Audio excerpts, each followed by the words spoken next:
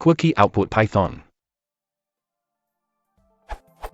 Please explain below. I think it should have printed true or false, since these are Boolean expressions.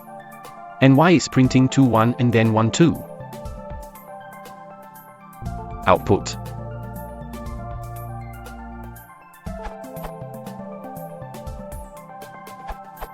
Why you think the result must be a Boolean type? From Python Wiki. The expression x and y first evaluates x. If x is false, its value is returned, otherwise, y is evaluated and the resulting value is returned. The expression x or y first evaluates x. If x is true, its value is returned, otherwise, y is evaluated and the resulting value is returned. Note that neither and nor or restrict the value and type they return to false and true, but rather return the last evaluated argument.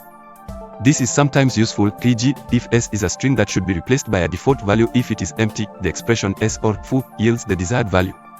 Because not has to invent a value anyway, it does not bother to return a value of the same type as its argument, so e.g., not foo yields false, not.